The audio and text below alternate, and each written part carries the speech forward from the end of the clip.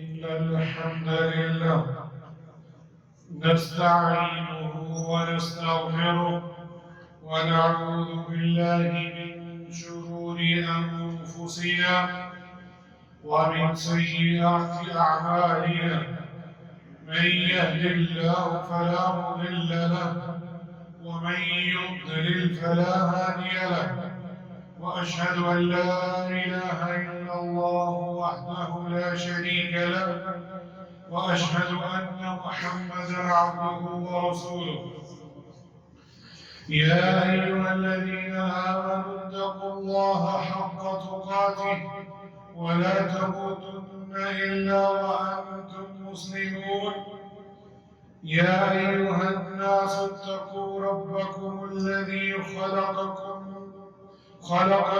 من نفس واحدة وخلق منها زوجها وبث منهما رجالا كثيرا ونساء واتقوا الله الذي تساءلون به والأرحام إن الله كان عليكم رقيبا يا أيها الذين آمنوا اتقوا الله وقولوا قولا سديدا يصلح لكم أعمالكم ويغفر لكم ذنوبكم ومن يطع الله ورسوله فقد فاز فوزا عظيما أما بعد إن أصدق الحديث كتاب الله وأحسن الهدي هدي محمد صلى الله عليه وسلم وشر الأمور محدثاتها وكل محدثة بدعة وكل بدعة ضلالة وكل ضلالة في النار. لائق تقریر سامعین مکرم بزرگان دین، آج 22 محرم الحرام 1447 ہجری ہے اور یہ ہفتے کا سید الایام جمعہ مبارک کا دن ہے. اللہ کے رسول صلی اللہ علیہ وسلم جو نصیحت فرماتے تھے اتقوا اللہ، اللہ سے ڈریں لعلکم ترحمون، تاکہ آپ پر رحم کیا جائے. تو یہ ڈرنا اللہ سبحانہ و تعالیٰ سے یہ عبادت ہے. اللہ سبحانہ و تعالیٰ مجھے اور آپ کو یہ عبادت کرنے کی توفیق عطا فرمائے. آج جو خطبے کا موضوع ہے وہ ہے قرآن اور اس کے حقوق القرآن علینا. ہمارے اوپر قرآن کے کیا حقوق ہیں یہ جاننا میرے اور آپ کے لیے بہت ضروری ہے. کیوں؟ بات کو آگے بڑھانے سے پہلے یہ کتاب ہر گھر میں موجود ہے. اگر اس پر مٹی جمی ہے تو اپنی طرف اصلاح کر لیجیے. اگر آپ روزانہ اس کو کھولتے ہیں اور اس پر مٹی نہیں جمی تو آپ کے لیے خوشخبری ہے. اور اگر آپ یہ قرآن صرف فوتگی کے لیے نکالتے ہیں اور اس کو پڑھتے ہیں تو بھی اپنی اصلاح کر لیجیے. یہ قرآن زندہ لوگوں کے لیے ہے. جو فوت ہو جائے وہ اپنے انجام کو پہنچ گئے. تو لہذا آج میں اور آپ اس کلام مبارک کے بارے میں جو حقوق ہیں اس کو جاننے کی کوشش کریں گے. اور علماء کرام نے اس کی اصطلاحی تعریف بیان کی ہے قرآن کے متعلق. وہ کیا ہے؟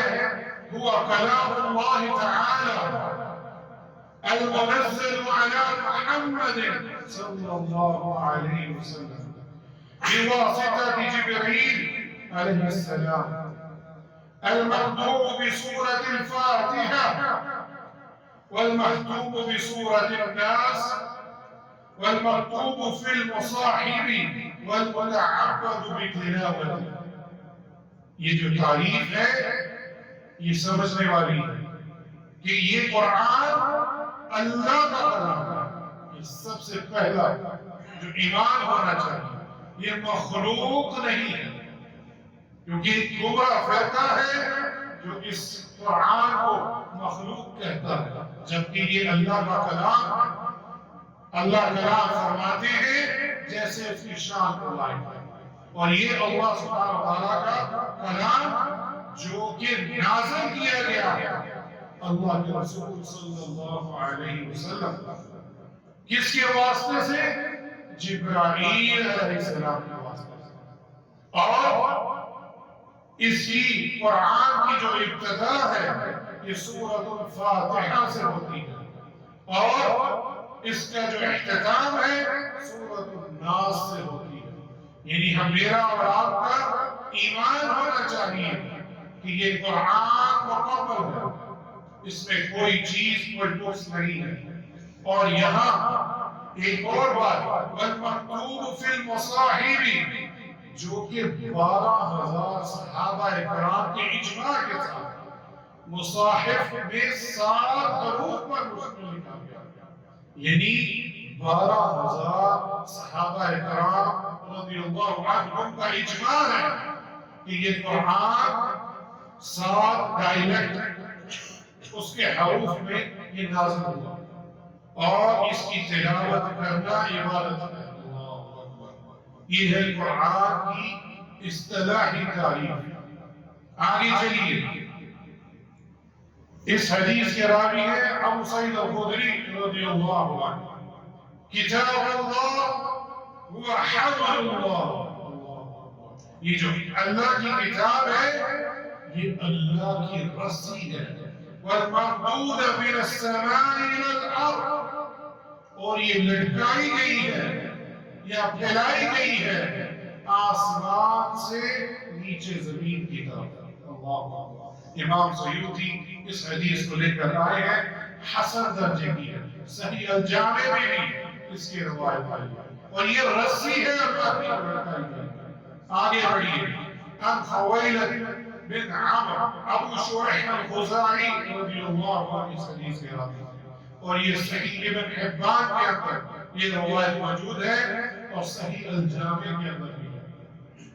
خرج علینا رسول اللہ صلی اللہ علیہ وسلم فقال، کہ ایک دن ہم اللہ کے رسول صلی اللہ علیہ وسلم کے ساتھ نکلے، ابشروا وابشروا، اور 2 بار فرمایا خوش ہو جاؤ، خوش ہو جاؤ، الیس تشہدون ان لا الہ الا اللہ وانی رسول اللہ وانی رسول اللہ، کہ کیا تم گواہی دیتے ہو کہ نہیں کوئی معبود برحق اور رسول اللہ، یعنی اپنی طرف کے بارے میں کہ میں اللہ کا رسول ہوں صلی اللہ علیہ وآلہ وسلم۔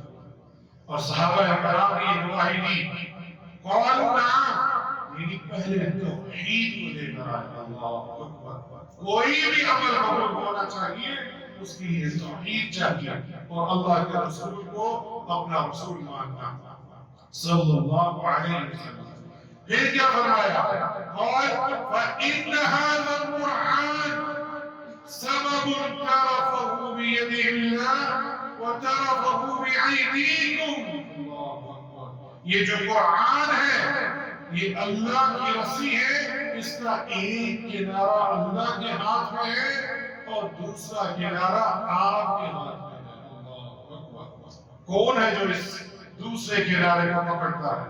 پھر اللہ کے رسول صلی اللہ علیہ وآلہ وسلم نے فرمایا فَتَمَسَّكُوا بِهِ فَإِنَّكُمْ لَن تَضِلُّوا وَلَن تَهْلِكُوا بِأَيْدِيَهُمْ أَبَدًا، جو اس رسی کو یعنی قرآن کو مضبوطی سے تھام لے وہ بے شک کبھی ہلاک نہیں ہوگا اور کبھی گمراہ نہیں ہوگا۔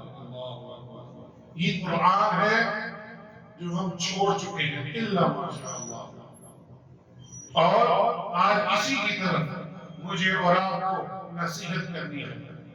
آئیے، پہلا الاستماع القرآن، کہ قرآن کو سننا یہ حق ہے، اور جو حقوق میں بیان کروں گا میں بھی اور آپ بھی اپنے گریبان میں جا کے اپنا محاسبہ کیجئے کیا میں اس حقوق کو پورا کر رہا ہوں؟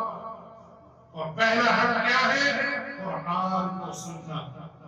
اور یہ ہے کہ آیت کریمہ جو اللہ سبحانہ وتعالیٰ لائے ہیں قرآن میں. اور یہاں بتاتا چلو علماء کرام نے یہ حقوق قرآن اور حدیث سے لیے اس سے استدلال کیے کوئی خود ساختہ نہیں. تو جہاں قرآن کو سننا حق ہے اس میں یہ پہلی دلیل لائے ہیں وَإِذَا قُرِئَ الْقُرْآنُ فَاسْتَمِعُوا لَهُ وَأَنصِتُوا لَعَلَّكُمْ تُرْحَمُونَ. اور جب قرآن پڑھا جائے اس کی طرف اپنے کان لگا دیا وَأَنصِتُوا اور خاموش ہو جاؤ تاکہ تم پر رحم کیا جائے. یہ مکی سورہ ہے. جب قرآن نازل ہونا شروع ہوا تو کفار مشرکین مکہ وہ سن نہیں پاتے اور یہ آیت اسی لیے نازل ہوئی. اور اس کا جواب کس آیت کے اوپر پیش کیا گیا؟ مشرکین مکہ جو سورہ فصلت کے اندر اللہ سبحانہ وتعالیٰ نے بیان کیا ہے وَقَالَ الَّذِينَ كَفَرُوا لَا تَسْمَعُوا لِهَذَا الْقُرْآنِ. اور کافروں نے کہا کہ اس قرآن کو مت سننا وَالْغَوْ فِيهِ لَعَلَّكُمْ تَغْلِبُونَ. اس کی طرف اپنے کان مت لگانا. وَالْغَوْ یہ لغو سے نکلا یعنی بہودہ بات کرنا شور کرنا سیٹیاں بجانا تالیاں بجانا. اور یہ کفار کرتے تھے.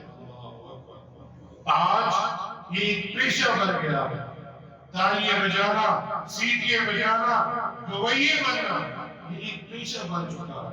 جبکہ یہ تمام کام لغو بات جو مشرکین مکہ اللہ سبحانہ وتعالیٰ کے رسول جب قرآن پڑھتے تو ان کی قرآن پڑھنے پر ہی عمل کیا کرتے تھے.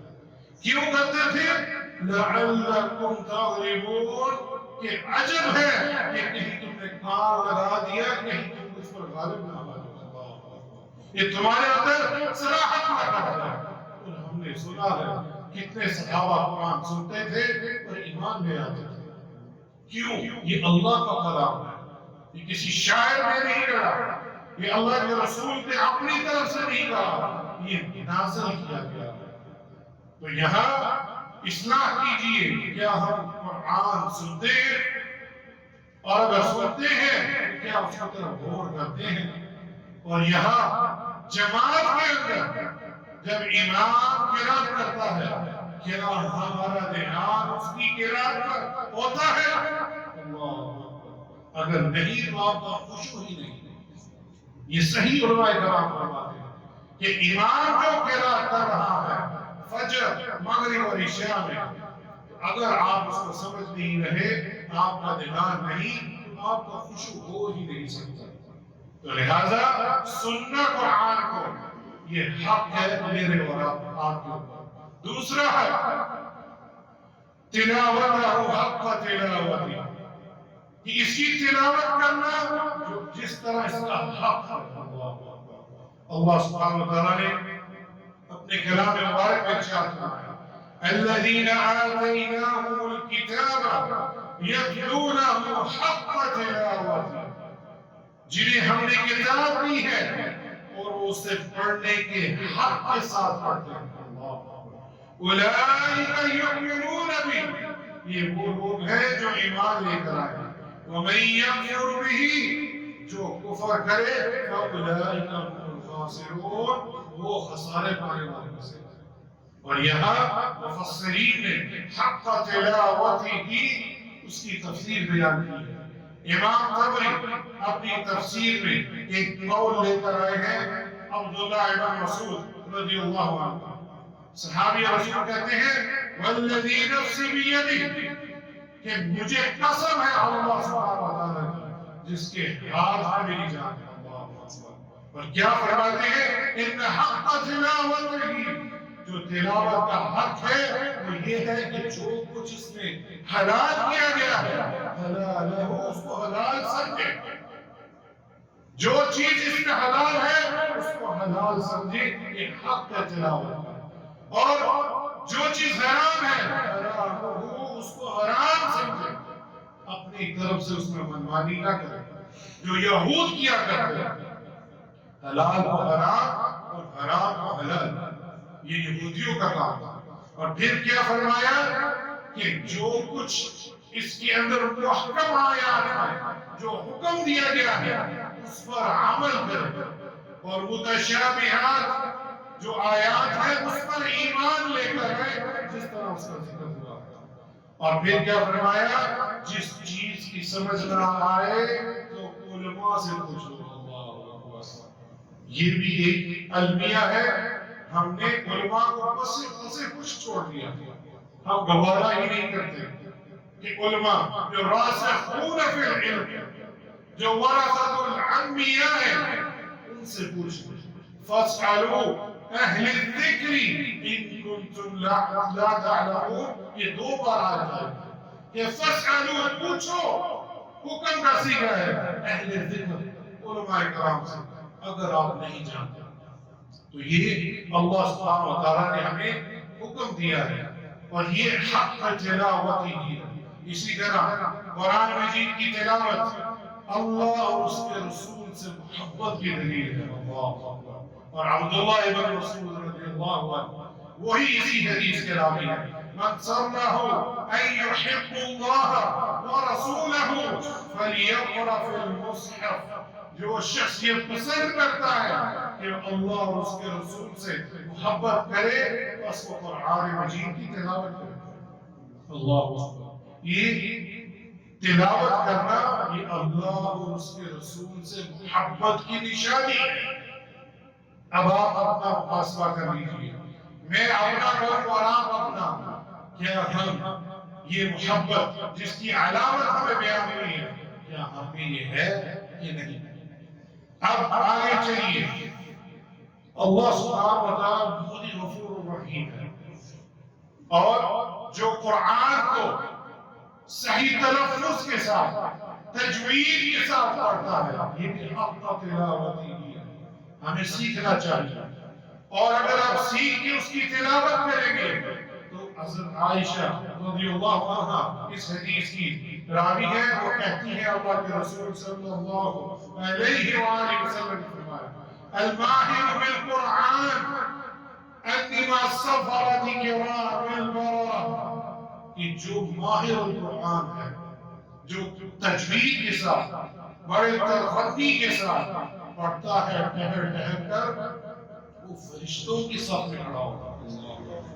قیامت کے دن صفیں ہوگی، اور علماء کرام نے بیان کیا ہے 120 صفیں ہیں جس میں میں اور آپ مہمانہ کھڑے کھڑے اللہ کے سامنے، اور یہ بھی علماء کرام نے بیان کیا ہے اس میں 80 صفیں اللہ کے رسول صلی اللہ علیہ وآلہ وسلم کی امت کی، اور وہاں فرشتوں کی بھی صف ہوگی۔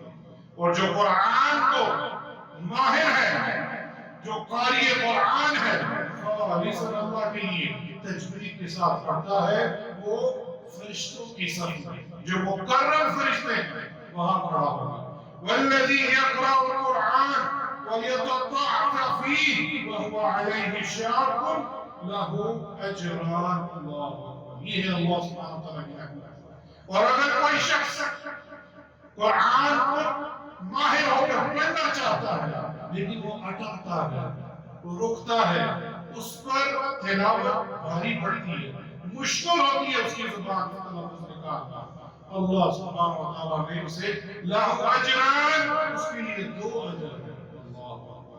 یعنی اگر کوئی شخص یہ کہے کہ میں نہیں پڑھ سکتا، مجھے نہیں پڑھنا آتا، اس کے لیے بھی یہ خوشخبری ہے، کوشش تو کرو، نیت تو کرو، پڑھنے کی کوشش کرو، اٹک اٹک کے بھی پڑھو گے تو اللہ سبحانہ وتعالیٰ تمہیں 2 اجر عطا فرمائیں گے۔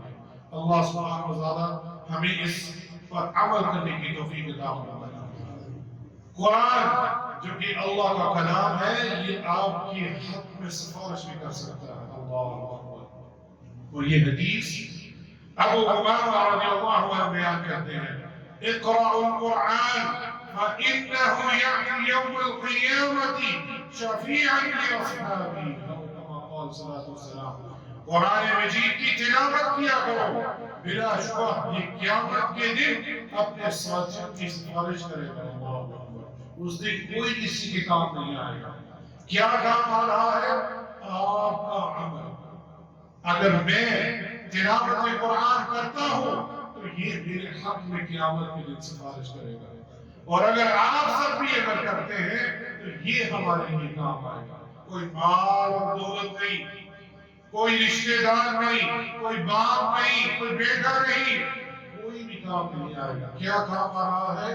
تلاوت قرآن، اور یہ آپ کے حق میں سفارش کرے گا۔ کس سے؟ اللہ سبحانہ و تعالیٰ سے۔ اللہ سبحانہ و تعالیٰ ہمیں قرآن کی تلاوت کرنے کی توفیق عطا فرمائے، اور کوئی نصیحت والا شخص اس تلاوت قرآن کو کیسے چھوڑ سکتا ہے؟ اللہ سبحانہ و تعالیٰ کے رسول صلی اللہ علیہ وآلہ وسلم نے فرمایا، اور یہ عبداللہ ابن مسعود رضی اللہ عنہ کی روایت ہے کہ من قرأ حرفا من کتاب اللہ فلہ به حسنہ والحسنة بعشر أمثالها، لا أقول ألف لام ميم حرف ولكن ألف حرف ولام حرف وميم حرف، أو كما قال صلی اللہ علیہ وسلم کہ جو شخص قرآن مجید کی تلاوت کرتا ہے اس کو ایک ایک حرف پر نیکیاں ملتی ہیں، اور ایک نیکی 10 کے برابر ہے۔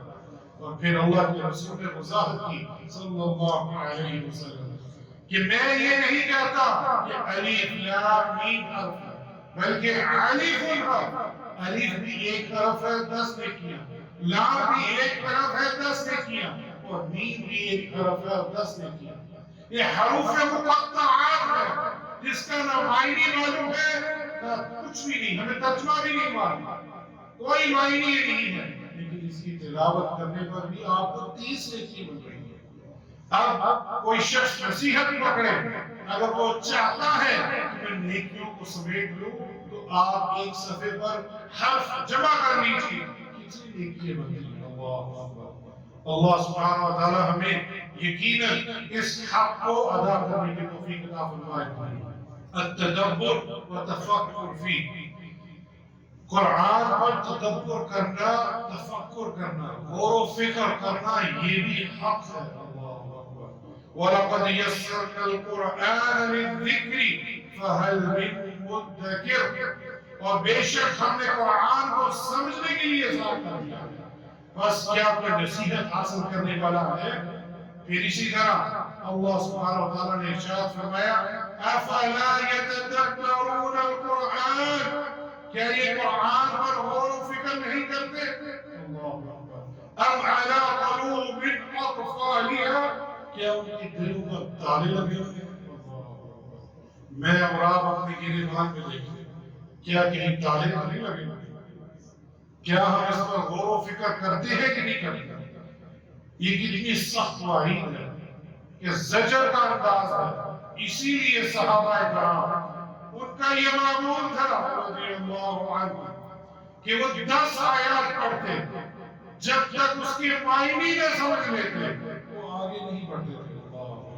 اور یہ بھی عبداللہ بن مسعود رضی اللہ عنہ فرماتے ہیں کان الرجل منا اذا تعلم 10 آیات لم یجاوزهن، کہ کوئی بھی آدمی ہم میں سے یعنی صحابہ کرام میں سے 10 آیات سیکھتا تو اس سے تجاوز نہیں کرتا تھا جب تک اس کو سمجھ نہ لے، حتیٰ کہ اس پر عمل بھی نہ کرے۔ ہم ایک ہی لے لیں، ہم اپنے آپ کو روزانہ ایک آیت پڑھیں، اس کی تفسیر سمجھیں، نہیں سمجھ آئی علماء کرام کے پاس جائیں اور ان سے پوچھیں کہ اس کا کیا معنی ہے، اور پھر اس پر عمل کرنے کی توفیق عطا فرمائے، ہمیں اس پر غور تو کریں۔ ایک صحابی اور رسول فرماتے ہیں کہ ایک ایسی آیت ہے قرآن میں ابھی تک عمل نہیں کر سکا، وہ کیا ہے کہ قرآن میں ارشاد فرمایا ہے کہ آپ کبھی کسی گھر میں دستک دیں، اگر وہ نہیں دروازہ کھولے تو واپس چلے جائیں۔ تو صحابہ کرام کہتے ہیں کہ میں صحابی رسول ہوں، میں نے جس گھر میں دستک دی ہے اس کا دروازہ بند کیا ہے، اور میں اس دن رکتا تھا کہ کاش کہ آج دروازہ نہ کھولتا میں واپس چلا جاتا۔ یہ صحابہ کا عمل تھا، وہ ایک ہی آیت کو اپنے سامنے رکھتے تھے اور اس پر عمل کرتے تھے، اور یہی اللہ کے رسول صلی اللہ علیہ وآلہ وسلم کا بھی یہی معمول تھا۔ حضرت عائشہ رضی اللہ عنہ کہتی ہے کان خلقہ القرآن، کہ آپ کی پوری زندگی سیرت و مطہرہ پوری قرآن تھی۔ اور یہ اللہ کے رسول صلی اللہ علیہ وآلہ وسلم، یعنی آپ چلتے پھرتے اٹھتے بیٹھتے آپ قرآن پر عمل کر رہے ہیں، آپ کا ایک ایک عمل قرآن کے اوپر ہوتا تھا۔ یہ ہمیں اللہ سبحانہ وتعالیٰ توفیق عطا فرمائے اسی عمل و بھی، کہ اسی کے اندر ایک چیز یہ بھی چھپی ہے کہ اس پر عمل بھی کیا گیا۔ ان هذا القرآن يهدي للتي هي اقوم، کہ یہ قرآن سیدھا راستہ ہے اور بہت ہی سیدھا۔ یہ قرآن ایمان والوں کو جو نیک عمل کرتے ہیں اس بات کی خوشخبری دیتا ہے، اور ان کے لیے بہت بڑا اجر ہے۔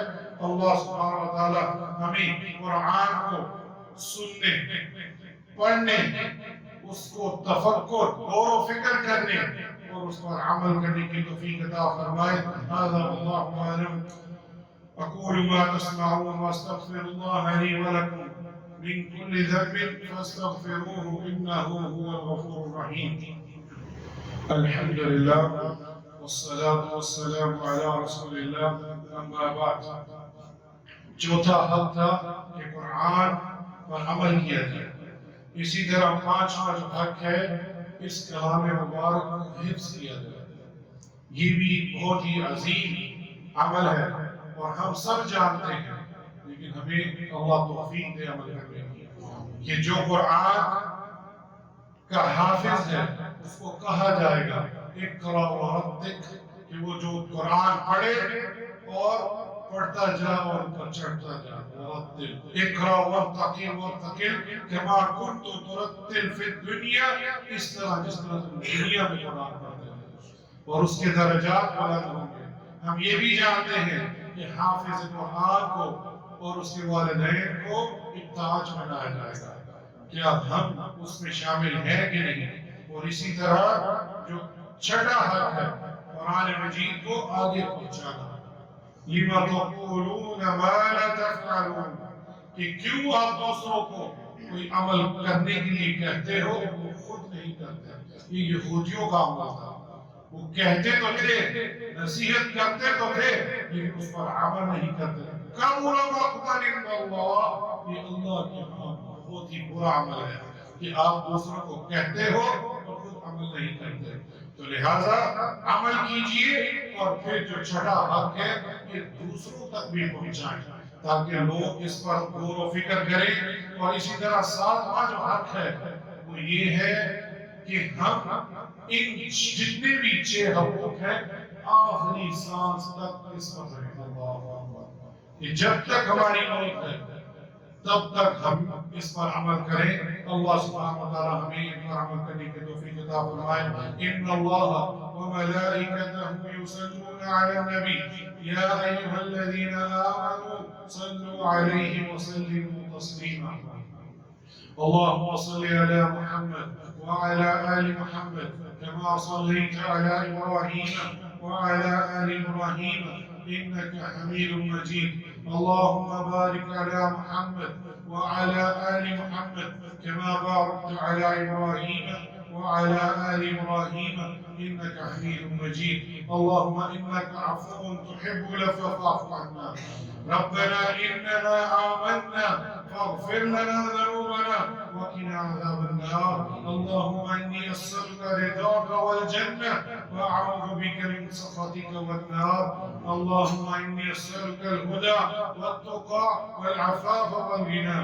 یا اللہ جو کچھ آج بیان ہوا ہے اس سب سے پہلے مجھے اور آپ سب کو پھر بعد میں عمل کرنے کی توفیق عطا فرمائے۔ ہمیں اس قرآن جو اللہ کا کلام ہے اس کا حق ادا کرنے کی توفیق عطا فرما، اس کی تلاوت کرنا، اس کو سننا، اس پر غور و فکر کرنے کی توفیق عطا فرما، اور پھر ہمیں اس پر عمل کرنے کی توفیق عطا فرما، ہمیں حفظ کرنے کی بھی توفیق عطا فرما، اور پھر دوسروں تک پہنچانے کی توفیق عطا فرما۔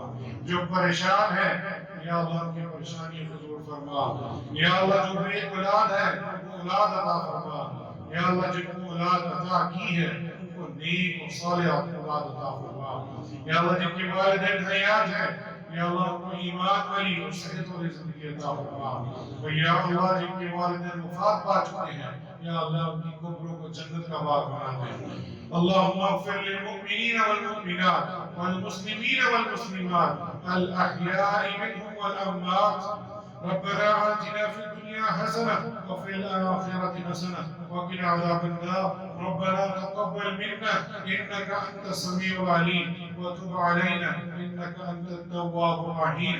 عباد الله إن الله يأمر بالعدل والإحسان وإيتاء ذي القربى وينهى عن الفحشاء والمنكر والبغي يعظكم لعلكم تذكرون، وأقيموا الصلاة.